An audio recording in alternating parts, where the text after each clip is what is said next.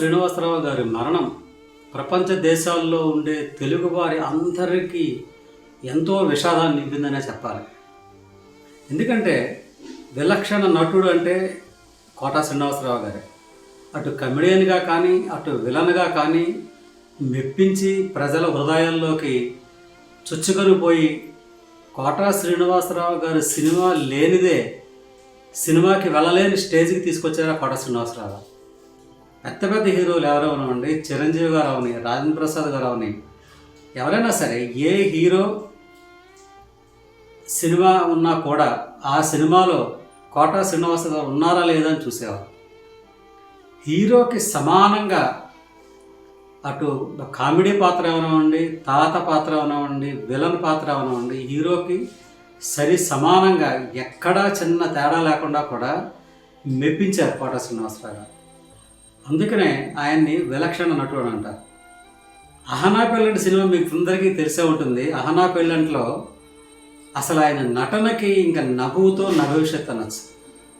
అలాగే మందుబాబులు మేము మందుబాబులం అనే పాట అసలు ఉర్రూతలు ఊగించేసింది మందుబాబులకు అందరికీ. ఇంకొకటి ఈ మధ్య కాలంలోనే జూనియర్ ఎన్టీఆర్ గారితో తాత పాత్ర వేసి ఎంతో మెప్పించారు. అసలు ఒక పాత్ర ఏమిటి, కామెడీ విలన్. అసలు ఆ పాత్రలో పూర్తిగా జీవించడమే ఆయన ఈ గొప్పతనం. ఇలాంటి విలక్షణ నటుడిని కోల్పోవడం అనేది చాలా దురదృష్టం. ఎందుకంటే వయసు పెరిగే కొలది దగ్గర పడుతూ ఉంటే ఆ చావు కాదు, మనం ఏం చేయలేం. కానీ మనం స్మరించుకోవాలి ఇలాంటి వాళ్ళని. ఎందుకంటే ఒక సినిమా ప్రపంచంలో ఒక సినిమా ఆడింది అంటే అటు హీరో, ఇటు కమెడియన్ను, అటు విలన్ను ముగ్గురు కూడా సమానమైన పాళ్ళల్లో ఉంటేనే కానీ సినిమా ఆడని రోజులు అప్పట్లో. అలాంటి టైంలో కోటా శ్రీనివాసరావు గారు నటిస్తే ఆ సినిమా ఒక కోటా శ్రీనివాసరావు గారు ఉన్నారనమాట అని చెప్పి వెళ్ళేవారు. ఇంకా ఒక సినిమాగా చాలా సినిమాలు,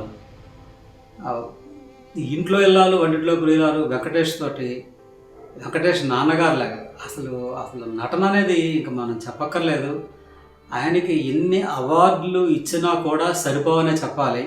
ఎందుకంటే ప్రజల హృదయాల్లో నిలిచిపోయిన మనిషి కోటా శ్రీనివాసరావు గారు. ఎన్నో నిన్న ఆయన చనిపోయిన టైంలో చాలామంది నిజంగా ఏడ్చేశారు అందరూ కూడా.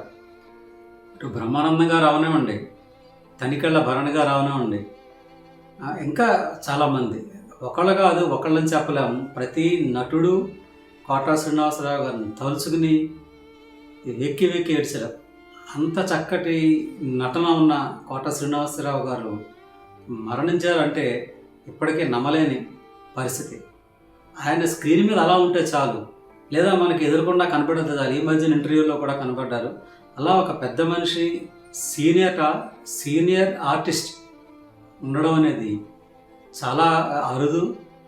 అలాంటి కోవలోకి చెందిన వాళ్ళే కోటా శ్రీనివాసరావు గారు. ఆయనకి నేను శ్రద్ధాంజలి ఘటిస్తున్నాను.